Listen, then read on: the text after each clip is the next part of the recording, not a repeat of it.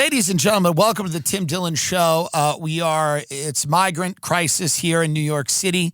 There's a lot of migrants that are coming in, and it's tough for everyone, I guess. I don't know. It has not affected me, but it's bad and it's getting worse. And it's the new Ellis Island. Hundreds of migrants flood into New York City's Roosevelt Hotel as Big Apple becomes epicenter of the border crisis. And Mayor Eric Adams says he'll ask judge to suspend right to shelter rules. What the mayor's doing now, I think, with a lot of the people that are, and this seems to be the biggest issue that the world is going to face over the next however many years, outside of climate and technology.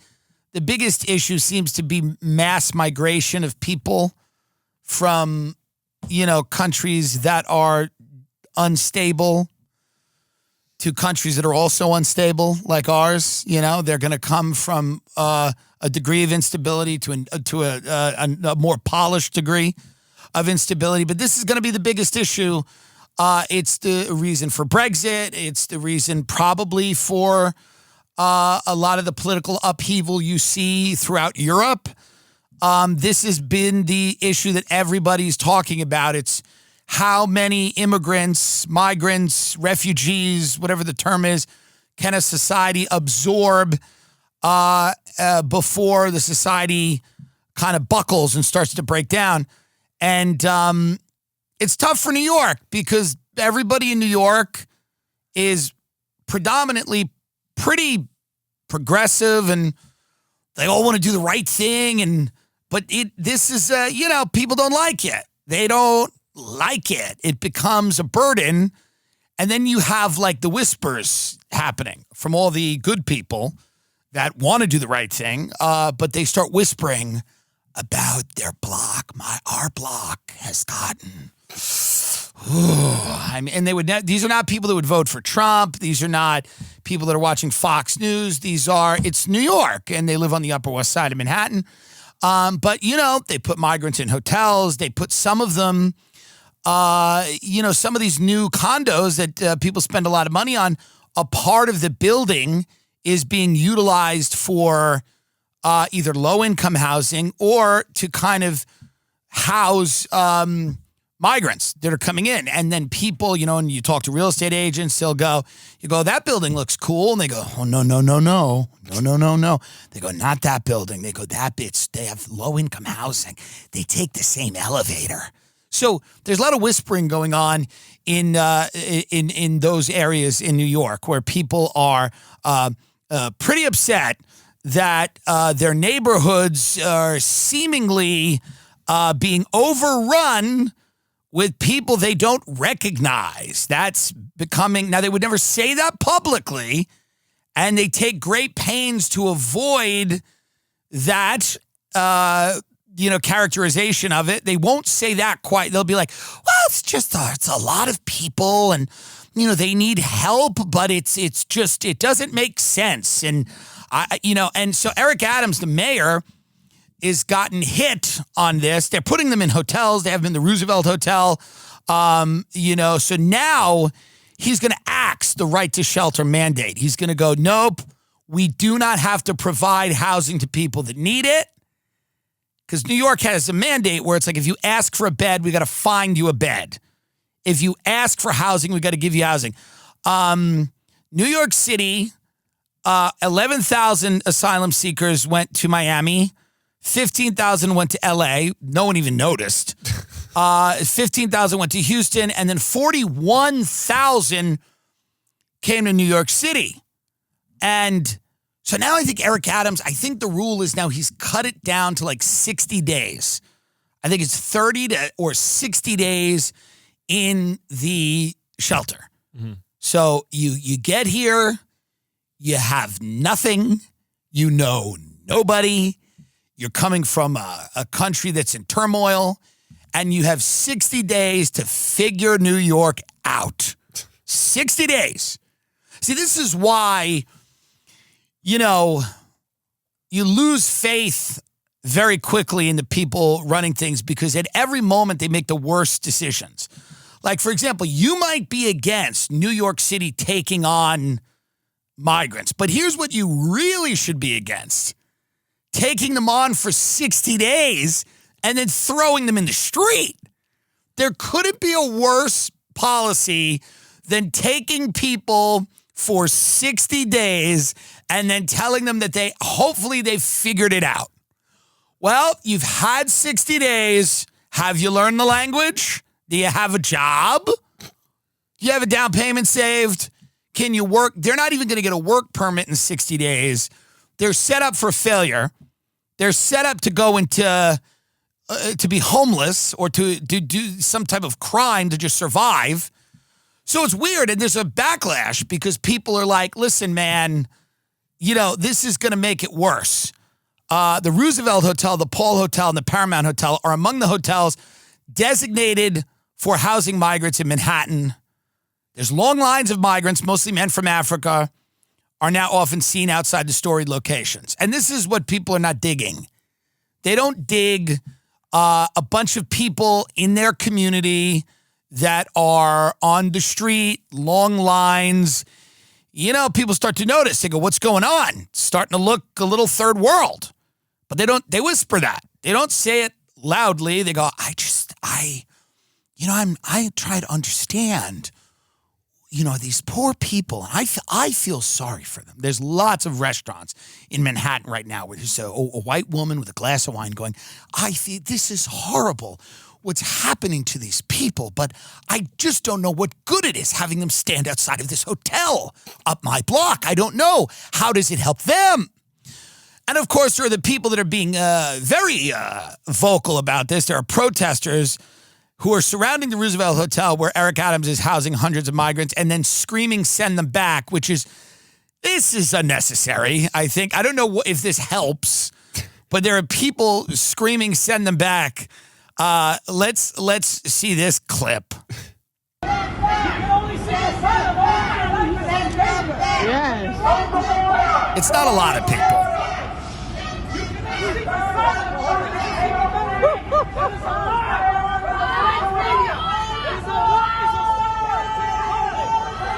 Yeah, so this is not ideal, and all right, it's not that many people, but it's they're angry. They're angry and they're unhappy, and there's nothing more they can do except yell. And is Curtis Sliwa now involved? This guy, Curtis Sliwa, by the way, is one of the famous criminals in New York, liars, who's made up fake instances of crime that he saved people from. He's a colorful character, but he's he just makes shit up. It's a little Hassan Minaj action where it's like he believes in the emotional truth of the scenario. And let's see what he has to say. He's always excited when there's something he doesn't have to make up, Curtis Sliwa. He literally made up stories of crimes on the subway that were happening where he would jump in and save people with his group, the Guardian Angels. So now he gets really excited when there's real news, and he's a mayoral candidate, and he's angry about the migrants. And let's see what his solution is.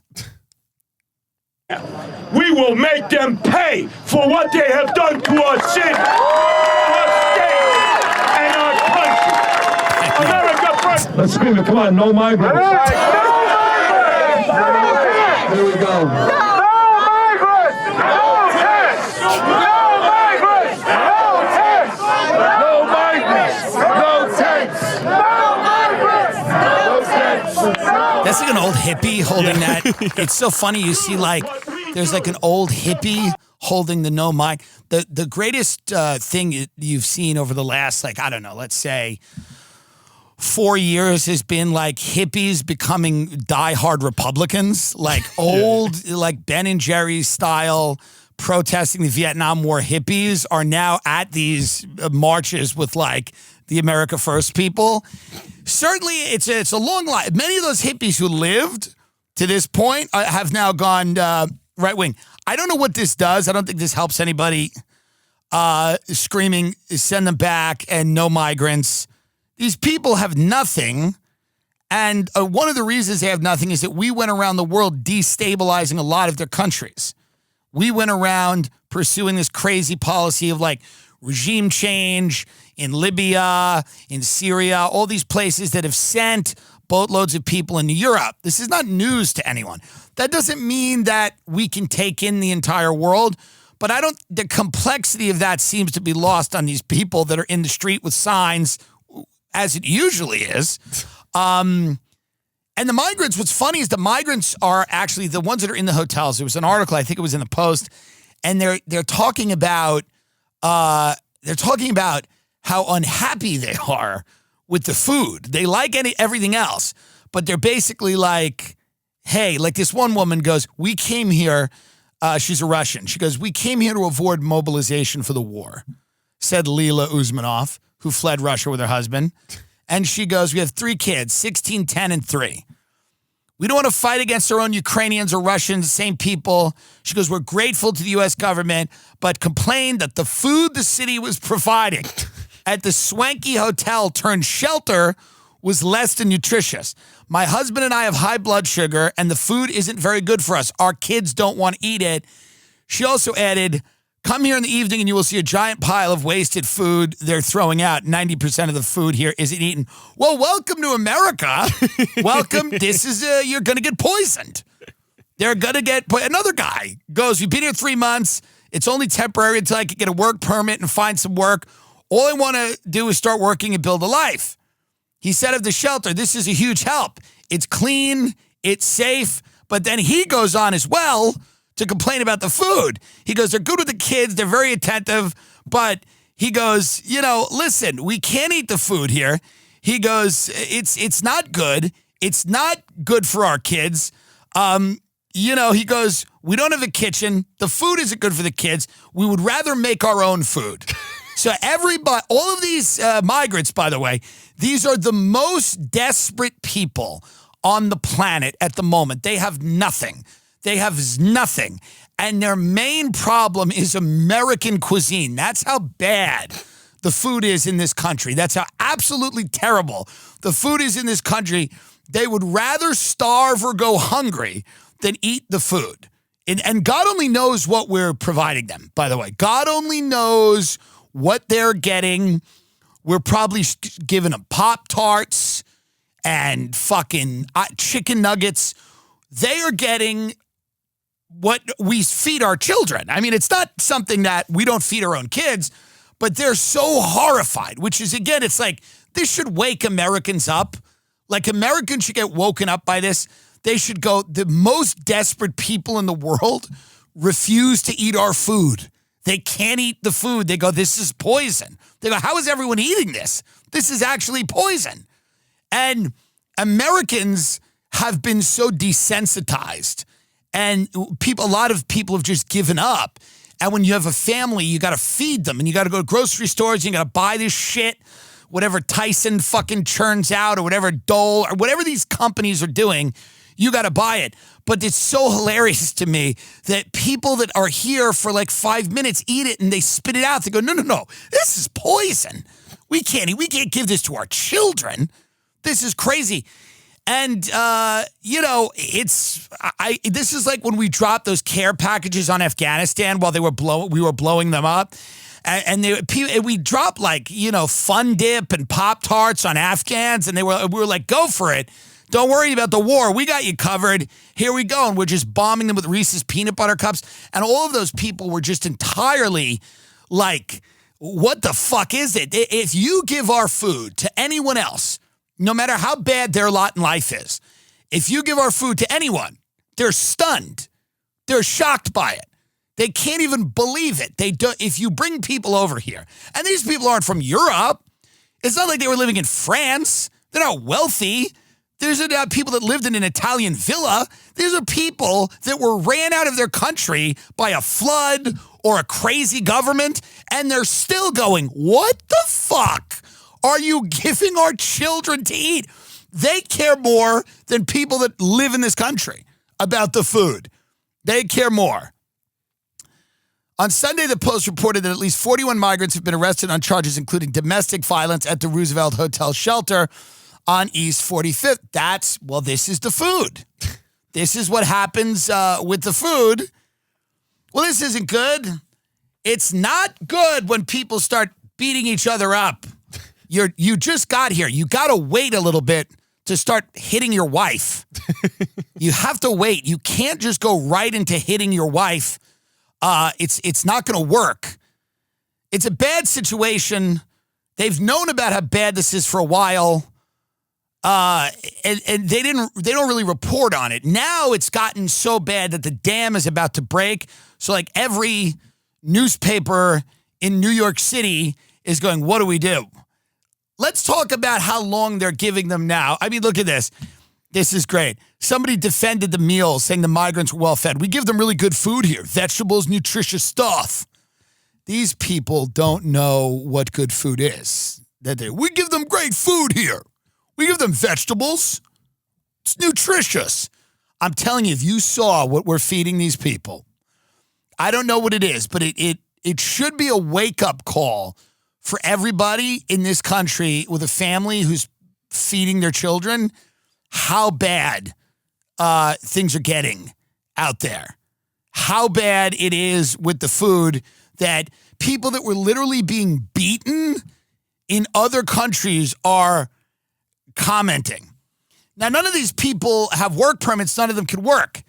And now Eric Adams is saying they're only there for 30 minutes. I'm sorry, 30 days, and then they're out. And then they're gone, and they're on the street. And it's like, what are they supposed to do? 30 days in city-run facilities. 30. That's it. And then good luck. And then you're just here now. You're just here like everybody else trying to figure it out. So they're dumping thousands of migrants onto the street. Soon, by the way. This is coming soon. This is coming in like the next few weeks.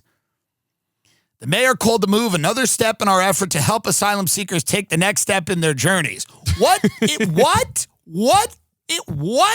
is he talking about?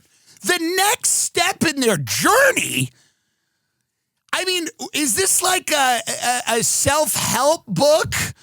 The next step in their journey, that's the type of language you use for like middle-class white kids whose parents are like asking them to leave because they're 27 and they need to start their own fucking life. These people have no idea what the hell to do. This is the most expensive city in America. How the fuck are they going to survive?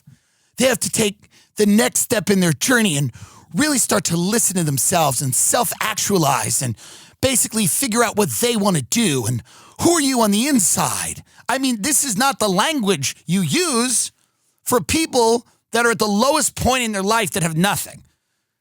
This is not the language you use. This is the language that is used for people that have been coddled and privileged their entire life. And you're like, listen, buddy. I mean, that's like when my friend was getting kicked out of his house by his parents who were like, it's time that you get the fuck out of here. They said shit like that. Literally. They were like, it's time to take the next step in your journey. It's your journey, and it's time to take the next step. And it's exciting. And by the way, his mother used to be like, it's exciting. And he'd stare at her. He'd be like, what? And she'd go, it's exciting. You should be excited. You're about to step out there in the world and have your own life. It's like, what are these people going to do? They don't speak English. They come from countries where they're allowed to hit their wife. And now they're here and they're getting arrested for domestic violence. Imagine that. Imagine the shock of a behavior that is absolutely allowed. Not saying it's good, but it's absolutely allowed. In those countries, when the wife steps out of line, she gets reprimanded. This is not right. This is what happens. Now they come here and they get arrested for domestic violence. They're completely thrown. Mm-hmm. They're completely thrown. And I'm sure there's good people that aren't hitting their wives, But this is just a different culture. And the idea that, like, we're talking to them, like they're 23-year-olds that just graduated Oberlin College. It's time to take the next step in your journey. It's your journey. It's like a woman who's there with a big black and blue on her eye, and we just arrested her husband for domestic violence. And she's like, I actually need him to pay some of these bills. I don't really work. I cook and I get hit. That's what I do. I don't work. So can you get him back? Because now I'm fucked. I kind of, it's weird seeing these, like, these are the worst policies possible and the worst way to handle the situation. If you want to take people in, you have to give them, and I know people are going to hate me saying this, you have to give them a minimum of like 6 months. It cannot happen in 1 month. And if you're going to do it, I'm not saying even it's right to do. I'm not even saying that we can do it. But if you're going to do it, I couldn't figure this city out. I'm a white guy. I came from a community that was 45 minutes outside of New York. It took me years to figure out New York City where I could survive. And that's a guy that spoke the language, able-bodied, worked, and it was still tough. It was still like apartment to apartment, room to room. It's brutally expensive, very difficult. And now we're basically telling these people who just got here, we're basically saying to them, in 60 days, we're going to stop feeding you. We're going to kick you out of the hotel. And I know it sucks to stay in the hotel with all the migrants. I know it sucks. I'm going to be honest with you. I know it's not fun. I know it's not fun. I get it. I'm not one of these people that's going to pretend that it's fun when you're living in an apartment building. You spend a shitload of money on your apartment and your condo or whatever it is, and then it's being overrun by people. Nobody likes that. Doesn't matter who they are, by the way. Doesn't matter if they were college kids from Nashville. If they were white college kids from Nashville that were throwing parties or whatever they were doing, they were being loud. Nobody would want it. New York is about escaping from people when you can. On the street, you can't. It's mobbed. On the subway, you can't. It's mobbed. There's nothing for you to do. But when you go back to your own space that you pay dearly for, you just don't want people in your space. People hate other people. Can we get back to that? People truly, they like the idea of other people. They like a few people. But they don't like a lot of people that they don't know. No one likes that. I live in a building where, I spend part of my time here. I walk out, no one makes eye contact. Nobody looks at each other. Nobody acknowledges each other. Because what's the fucking point? That's the reality. What is the point of acknowledging this stranger in the hall? There is no point. We're not going to be good friends. We're not going to spend holidays together. We're not going to care if the other one is found dead. None of that's going to matter. And we know that. New York is tough by design. And the people that live here, they put up some walls. And they're like, listen, I got to work. I got to survive. I like the things the city provides. But I don't have the time to emotionally invest in every single person I meet. And that's different if you live in the South, or you live in other places where you meet so many fewer people that they become more important. In New York, you're constantly passing people in the hallway of your building, on a train, in the lobby of your office building. You can't invest emotionally in all of these people. So it is a city where people just, they kind of keep to themselves to a degree. So this idea that you're just going to throw all these migrant families into condominiums or hotels and that it's going to work out and that people are going to be excited about it's not true. It's not true. And I just don't think this was well thought out. And it's going to get worse because now they're on the street. Now you're going to put them on the street because no one has any idea what to do. Nobody has any idea what to do. There's enough space in this country, but they can't be here. They cannot be here. And I know that people are going to go, well, isn't that's a little hypocritical because New York is pretty liberal. And you say, yeah, of course. I understand that. If we're going to take him in, we got to put him somewhere else. I was in Iowa recently, and I was just driving, and thank you to everyone who came out to that casino. And I was just driving, and it was just cornfields, and hey, I'm not saying that, I'm not trying to dump our problem on Iowa, but put him there. Put him there. Put him in the Great Plains. Put him in areas where there's nothing. And, let them do what they do. And we just can't deal with it here. Can't happen here. I think we should do a moratorium on all this stuff. I don't think we can really take that many people in anymore. I think it's going to completely destroy the fabric of society, because what's going to happen is people are going to start feeling fearful of the rapidly changing environment they live in. And when that happens, people then become very readily willing to start bringing in very draconian measures to ensure their safety and their family's safety. And if you like living in a free society, like if you like a society that's free, where you're not hassled all the time, people are not asking you for information all the time, there's not checkpoints everywhere, you're not living in this dystopian horror show, you have to put a limit on the amount of people that you can absorb. Because the more and more people that come in, the more and more fearful people are, the more the crime rate goes up, the more homelessness becomes more apparent around them.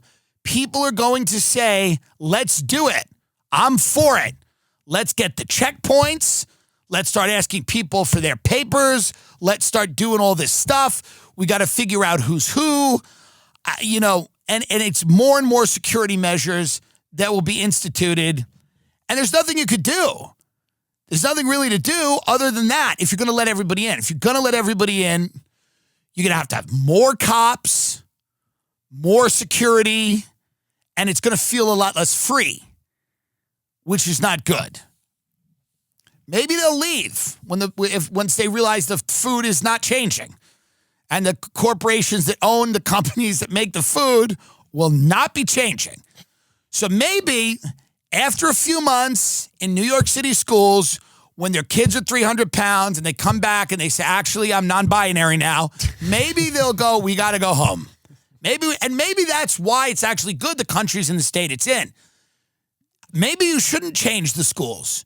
Maybe you should start sex changes on these migrant family kids immediately so that they go, oh, we got to get the fuck out of here. I love Helix mattresses. Anyone that comes and visits my house goes, what mattress is that? And then they all get them. I'm telling you, I've had my mattress for a couple of years. My sleep has improved. Everybody loves it. They offer 20 unique mattresses, including the award-winning Luxe collection. That's what I have. The newly released Helix Elite collection, a mattress designed for big and tall sleepers, and even a mattress made just for kids. So how will you know which Helix mattress works best for you and your body? Take the Helix Sleep quiz and find your perfect mattress in under 2 minutes. And your personalized mattress is shipped right to your door free of charge. Helix knows there's no better way to test out a new mattress than by sleeping on it in your own home. That's why they offer a 100-night trial and a 10 to 15-year warranty to try out your new Helix mattress. And if your spine needs some extra TLC, they got you. Every Helix mattress has a hybrid design, combining individually wrapped steel coils in the base with premium foam layers on top. It's a perfect combination of comfort and support. Helix is offering 20% off all mattresses orders and 2 free pillows for our listeners. Go to helixsleep.com/TimD and use code HelixPartner20. This is their best offer and it won't last long. 20% off all mattress orders and 2 free pillows for our listeners. Go and use the code HelixPartner20. Best offer yet, won't last long with Helix. Better sleep starts now. 400-pound NYPD robot gets tryout in Times Square subway station. The K5, described as fully autonomous security robot, is part of a push by the mayor for more law enforcement technology with, folks, if you're going to bring more and more people in, get ready for the bot and the security robot. And by the way, I just try to get on the good side of these things. They're not going away. They're not going away. You can scream and yell about the autonomous bot that will now patrol the subway. Your only job, if you live in New York, is to get on the good side of the bot, because that's not going away. Look how happy that cop is standing next to that bot. Look how thrilled he is that they can blame someone else besides him. That bot will start pushing people onto the subway tracks. And look how thrilled they're all happy with but this is all they've wanted since the George Floyd stuff. They just bring in the machines, please. Someone else to blame. Bring in the bots, bring in the autonomous, bring in the K5, whatever they call it. They're thrilled. If you're a cop in this city, this is your partner now. This is who you blame everything on. Oh, my God. You're going to be like, no, this is the K5. This is the K5. There's not going to be a situation, by the way, where this will not be used. They are going to use this for everything. It's starting in the subway, but then it'll be on the street. It's going to be on the street. You're just going to see it. It's going to go by. It's going to turn around and look at you. It's going to do like a sensor thing, and then it's going to decide what it's going to do. So try to get on the good side of the K5 bot if you can, because, Mark Radlin, a restaurant manager, says it looks like an oversized version of R2-D2, a droid from the Star Wars films. I don't know what it's supposed to be. It looks like a trash can on wheels. Stop insulting it. Stop shitting on it. I'm telling you. Stop. It's from a California-based maker, Nightscope. Ooh. Nightscope describes it as a, quote, fully autonomous outdoor security robot. A fully autonomous outdoor security robot. It's currently used in hospitals, malls, airports, warehouses, and casinos. And it will soon be deployed to Times Square subway station, the city's busiest underground transit hub. It's armed with 4 cameras. It will record video, but not audio.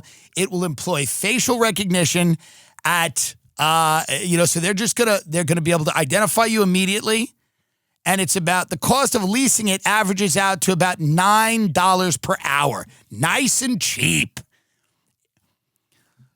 Our mayor, the good Eric Adams, says this is below minimum wage. No bathroom breaks, no meal breaks. They're all in on the bot. They're all in on it. They are thrilled. They're good because cops are quitting now. Cops go, I don't want to do this shit. Or, some cities are allocating some of the police budget somewhere else. And now we have the fully autonomous bot who can do facial recognition on you. See, this is the first step, the first stage of the bot. The bot can't restrain you yet. The bot can't do anything to you yet. This is the first bot. The bot will only get better. And Nightscope, don't think Nightscope didn't have that conversation. Don't think Nightscope didn't go, by the way, this is only the demo. This is only our first bot. We have bots in production that can do things. All the cops and Eric Adams are sitting in a conference room, and Nightscope, whatever the hell that is, based in California, Nightscope has a video monitor on the wall, and it's just Transformer-style bots pinning people to the fucking wall and chucking them. And I'm telling you, the cops are ear-to-ear smiles. Eric Adams is like, and how much will these guys do this for? And they're like, it's $9 an hour. We can maybe get it down to $6. Maybe the bots that attack people will be 15. Maybe the bots that have the full capacity to restrain people, that might be 15. But they're all sitting there. They're all very excited because they know this is just the beginning. They know it's just the beginning. And don't think it's, by the way, it's any type of coincidence that we have this migrant crisis and now we have the bots coming in. Because all you people need to accept the bot. And the only way they're going to accept the bot is if they're going to their house and they see all of these people lurking in the streets, and now they're going to be intense. They're desperate. We've thrown them out of the hotels.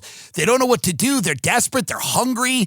They can't get any services from the government. What are they going to do? They're going to go, well, that lady's got a pocketbook. That guy might have a wallet. And things could get dicey. And that's when they start going, and here are the bots. Here are the bots. And, I just wish I could have been a fly on the wall for the meeting when they went into the NYPD and they said, meet your new partner, K5. And those guys are like, yeah, but what can K5 really do? He's got facial recognition, And they go, yeah, this is the first generation. They go, iPhones, right? And the cops are like, yeah, I know iPhones. You know how when the first one came out, it couldn't do much? Didn't really have a great camera. You couldn't do much. And then every generation of the phone got better and better and better and more capable. And now you can't live without your phone. If you don't have your phone, even for several minutes, you freak the fuck out. That's what we're going to do with the bot. Every generation of the K5, what do you think the K7 is going to do?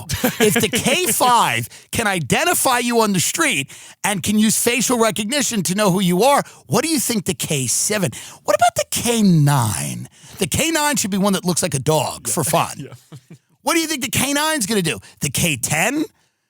I mean, if you all live long enough, you'll live long enough to see the K15. Now, the K15's job is to basically sense you're going to commit a crime before you commit it and then get you down and then deactivate you on the street before you're able to do anything.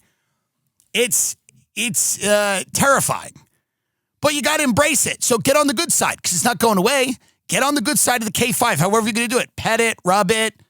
When you walk in, go, hello, K5. Just start being obedient to the fully autonomous security bot in the subway. Start being obedient, and maybe he'll record, because he's going to record everything, by the way. They're going to record your reactions. They have facial recognition. They know exactly who you are. So if you're like one of these people that's like, fuck you, K5, the K8 is going to remember, they're going to pull the file up as soon as they see you, and they're going to go, oh, that guy wasn't really nice to K5. He was kind of a shit. He called K5 a faggot. He spit on K5. That wasn't really nice. I think this guy's a problem. I think this guy needs a little attitude adjustment. He was very nasty. Him and his friends actually kicked K5 for no goddamn reason. I'm K8. Poor K5 didn't know how to handle these guys. I know. K8 knows exactly what to do. So whatever you do around these bots, just know it will be recorded for future use. It will absolutely be recorded. It's going into a database. Any antisocial behavior that you display around K5 is going to be remembered by K9, K10, and K11. They're going to be able to pull it up and go, you know what? You weren't really a team player when we rolled out our little brother K5, were you? No, we actually pulled up your file and we just watched some of your behavior, and you know what? We're not excited. And they'll follow you home. They're going to follow you home. They'll follow you home. This is all happening. This is all happening. You may not like it, but it's all going to happen. So my advice to you, while you can get in good with K5, if I ever see K5, I'm going to just be like, hello, K5. Thank you for coming to our city. I love you, K5. Look at K5 and go, I love you, K5, because that's going to get saved. They are going to record everything that you do. And and all the generations of the security bots will remember it. They're going to remember it. So just know that. Mr. Adams, who once patrolled the subways as a transit cop, was elected on a promise to reduce crime without violating New Yorkers' civil rights. He supports using technology to enhance law enforcement. The mayor returned in August from a trip to Israel, always good news, where he saw how law enforcement there uses drones in conjunction with motorcycles. And I love, by the way, that we go to Israel. Israel and Palestine have been fighting forever and ever. They have a very tense security situation, and it should not be the model for our country. Yeah. Our country we should not model anything after the Gaza Strip. There's no way that we should model policing in Columbus, Ohio, after the most volatile region in the world. So whenever anybody gets back from a trip to Israel, the most volatile region in the world, and they were there to talk about security, that's no good. That's not good. They come back and they're like, well, listen, you take El Al, the airline, And it is the most secure you ever feel flying because they do these crazy, and it's understandable because they've lived with this threat of political instability and terrorism for a very, very long time, right? Notwithstanding their role in that. I'm not going into that right now. What I'm saying is that modeling our security situation after the most volatile place in the world is only going to get everybody's civil rights snatched away. Mr. Adams is also a proponent of Digidog, a robotic dog that is deployed in emergency situations such as building collapses. There's nothing better in a building collapse than a robotic dog. We've all seen Digidog. Mm-hmm. There's Digidog right there. So Digidog, by the way, notice how all this stuff, they're all lying all the time. They're like, Digidog is for the building collapse. What? Does anyone believe that? Does anyone believe the only time you're going to see Digidog is in the once every 10-year building collapse? How many buildings are collapsing in the city that you need an army of digital dogs? But this is the way the press is writing it up. Right. They're like, no, Digidog's here for the tsunami and the building collapses. And if there's, the earthquakes that New York City experiences once every 400 years. That's why we have Digidog. No. We have a fully autonomous robot dog for the building collapse, so that if you're in the rubble of a building that has just collapsed, then you are comforted by this Digidog. So it's not going to do anything else? So Digidog's not going to do it. You smoke a weed on a park bench, Digidog's not going to show up out of nowhere? Digidog's not going to show up. Is that what we believe? There's going to be no Digidog in other situations? I think there might be. I think Digidog might find his way out of the building collapse and into your life. But notice how this is all brought out. It's all brought out in a very positive, helpful way. Listen, we're saving money. We're saving money, and there's building collapses. And don't you want to get saved by a digital dog?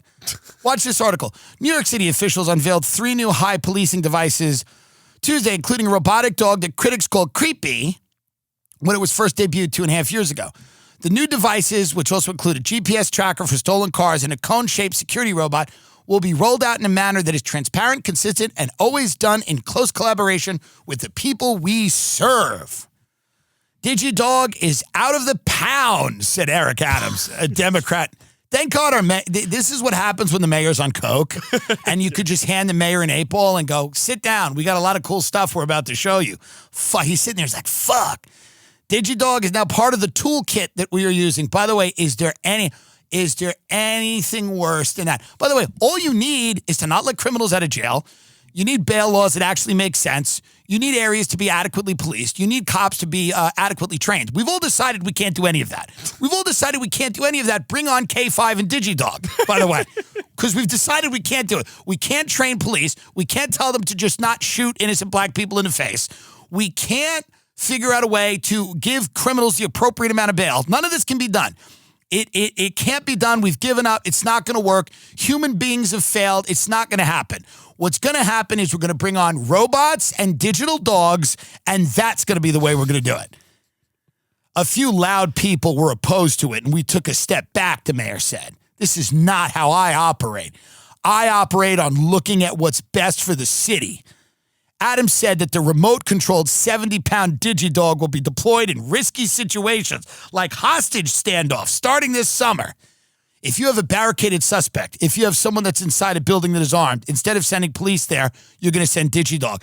So when they're rolling all this stuff out, they have to describe all of these crazy situations that barely, if ever, it never happen.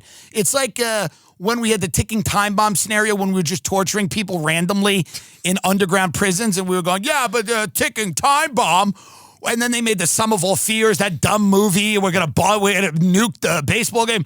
Well, it's the ticking time bomb situation because there's a nuke, and there's this guy, this limo driver, knows where the nuke is, and we gotta torture him so we can find out what would you do in a ticking time bomb. So they always arrange this stuff so that you think, well, of course this is necessary. Of course, why wouldn't we have a labyrinth of secret torture prisons? Why wouldn't that make sense?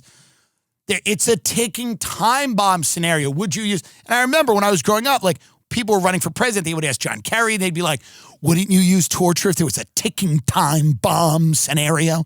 Now, by the way, we all know in a ticking time bomb scenario, this country would do anything, by the way. We would do anything at all. It's crazy to even think that we would like hold back in that rare, so far imaginary scenario of a ticking time bomb. The idea that we wouldn't torture somebody with a ticking time is hilarious. But this is like the way they're rolling that Digidog. They're like, well, you know, this hostage standoff, police. First of all, Digidog could get someone killed there. Digidog doesn't care. You're supposed to have a hostage negotiate. Did anyone stop this idiot mayor and go, actually, Mayor Adams, you're supposed to have a hostage negotiator who talks to the person who's holding the person hostage, not a dog. You're not supposed to send a robot dog. We weren't sending real dogs to were we sending canines into hostage negotiation situations? Yeah, you got a bunch of hostages. Send in the shepherds. No one was doing that. Nobody was doing that. You're supposed to send in a human being who's trained in this tactic, which is very difficult, of getting someone to walk out of that building without killing anyone or themselves. And now they're like, well, the tracking system called Star Chase will allow police to launch a GPS tag that will attach itself to a stolen car so that officers can track the vehicle's location. Okay, well, that's fine. I don't have a problem with people not getting their car stolen. The autonomous security robot, which Adams compared to a Roomba, will be deployed inside the Times Square subway station in a 7-month pilot program starting this summer. The device is already being used in shopping centers, and it'll be first joined by a human partner. That's great. That's good news. So K5 is going to have some racist from Staten Island teaching them all about... Hey, K5, you see these people? They're different. You got to watch them. American Royalty Tour is on the road right now. We are in Des Moines, Iowa, Omaha, Nebraska, Sacramento, California. Then we're heading to Australia, Perth, Adelaide, Sydney, Brisbane, Melbourne, New Zealand, Auckland, Christchurch, then Rochester, New York, New York, Carnegie Hall, Pittsburgh, Pennsylvania, Houston, Texas, Detroit, Michigan, Toronto, Ontario, Brea, California. For New Year's, we're announcing dates in Boston and D.C. and some other places coming up. If you live in any of these cities, go to timdilloncomedy.com, grab tickets. Back to the show. Harvard Westlake, which is an elite school in L.A. where a lot of rich kids and famous people have gone. It's very sad. It's like the school of choice for the elite of L.A. I drive by it all the time. Three children have died by suicide, unfortunately, in the past 6 months. And it's very difficult to be a teenager in the age of social media. And there's all these studies coming out now about how bad social media is for children, especially when they're developing. The first was a girl in the sophomore class. A few months later, a senior boy. A third, a rising junior, took himself out during the summer. I mean, people were freaking out, says one alum. There were calls to cancel the school year, but they didn't. Quote, it's tragic but not terribly surprising that students are feeling pressured from academic expectations and this whole LA lifestyle. You know, it's difficult. The more recent alums look older than they are, like they've had a hard life. There's a tremendous amount of pressure, I think, on certain kids. My parents put very little pressure on me, which also not great. But many kids, their excellence is demanded of them because of the family they come from, and they end up not being able. Some kids really care what their parents think about them. God. And that's lovely. That's maybe kind of sweet. It really is. Like they really care about legacy and expectations, and I've let my father down. And I mean, there's nothing I can relate to less than that.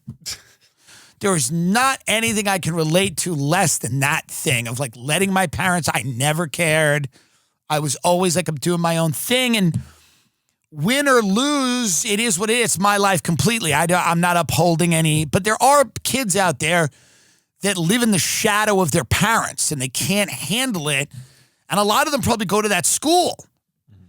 And their parents are, I mean, it's tragic. Listen, anytime somebody as a teenager takes their life, I'm not even going to make a joke about it because it is that fucked up and sad.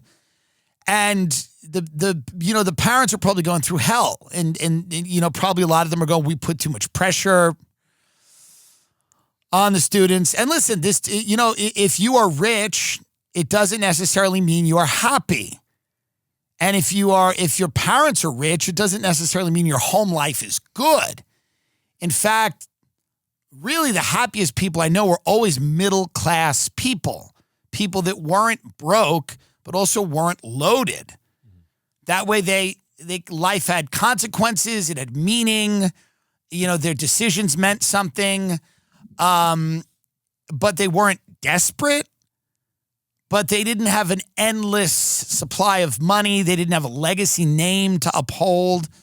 They weren't like, characters in a movie. They were allowed to be full human beings. And when you're a teenager, that's really important. It's tough to get into an Ivy League school these days. And it's tough. And a lot of times, if you don't get into an Ivy League school, you let your family down.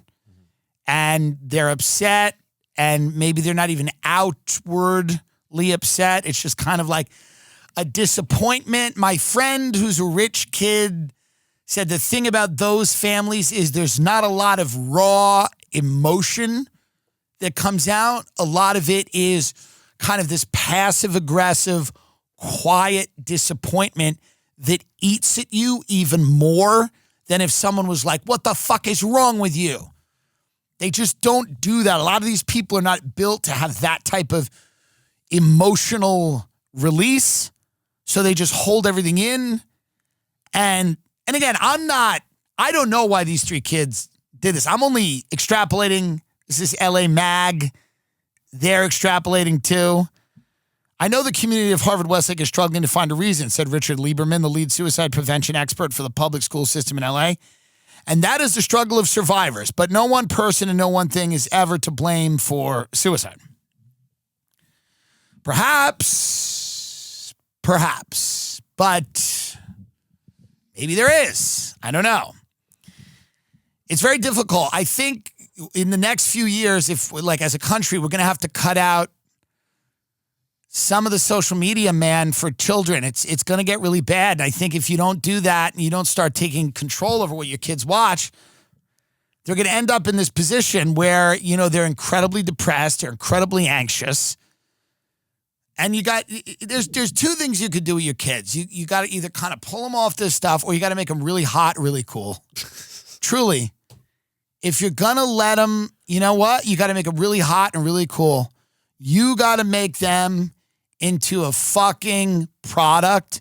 You got to make them into the envy of all the world. You do. And if you have the patience to do that, you have the skill set to turn your children into the coolest people. That's one thing, but many people don't. Many people are just working. They don't have the time. And it's unfortunate because their kids are going to go on social media and eventually some of them are going to off themselves. And that's fucking terrible. So if you have the opportunity to sit down with your kids and go, listen, we got to get you to a place where I feel comfortable sending you out into this world, not being a total fucking loser. I got to feel comfortable sending you into this world, someone who's cool and who's respected and people like. That way you're not going to end up in this situation. I don't know, but these people seem cool. These people seem cool. That's a thing, right? None of my friends have offed themselves. It is shocking. I am so shocked that none of my friends have shot themselves in the head. Do you know how many reasons there are for a lot of people I know to off themselves? I mean thousands, and yet none of them have done it. None of them have done it. And these three kids at a fucking prep school in LA probably about to have great lives. So to me, that says social media, and that says maybe family dynamics are a big problem. maybe chemical depression or whatever. But nobody I know, not one person that I know has taken their own life. And that says a lot. That says a lot. Because there's ample reasons for a lot of people I know to not be here anymore. And they are still here. And they are still texting. And they are still concerning themselves with nonsense. And it would be, understandable. I don't want it to happen, God forbid, but it would be so understandable. The response to many of my friends offering themselves would be this: well, of course. That would be the response. Of course. So this is actually really creepy, and it points to the fact that we've got this very destructive force in society that is making kids depressed. It's making them anxious. It's telling them everybody hates them. There's cyberbullying. They're looking at other people's lives that are better. They're making themselves crazier than they are. There's bipolar influencers now. I mean, there's borderline personality influencers. That's a genre of the internet now. There are people that are getting clout based on the exploration of their borderline personality disorder.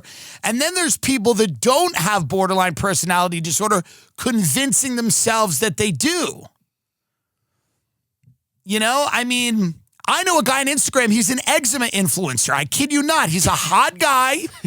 He's a hot dude on IG, and he has eczema, and he just pulls his hand out, and he goes, a lot of people don't know what eczema is, or a lot of people confuse eczema with something else.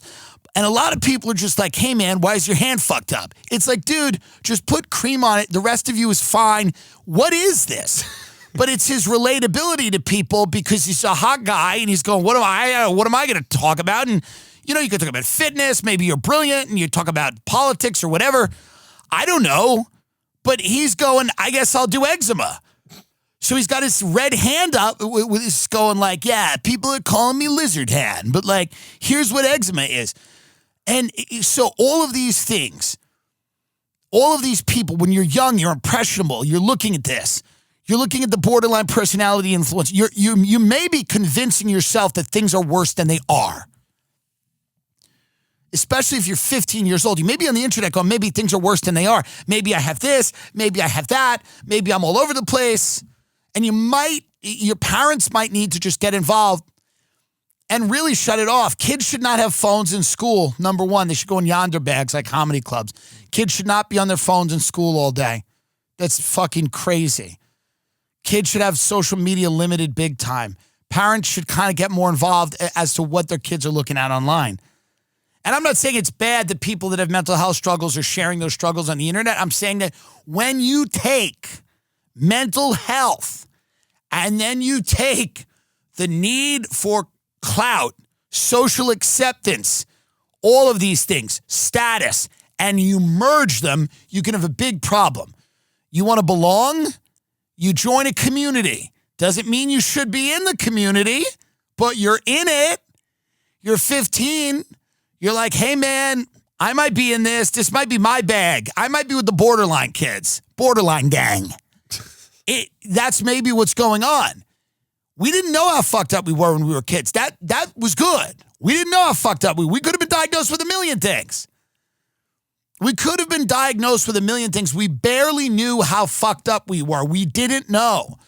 And it's very interesting that a lot of the people that I was surrounded myself with figured out some type of life because they weren't burdened from their youngest age thinking about all the ailments they might have, all the psychological conditions that were available to them as a means to potentially belonging or joining a group. That doesn't mean people don't have legit psychological problems, but it does mean that, like, at the end of the day, it's like, maybe it's a doctor that should diagnose you. Maybe you shouldn't be diagnosing yourself on the TikTok Discover page. But it's really sad what happened to those three children at Harvard Westlake. It is sad. I am aware that poor children also die, but I don't care.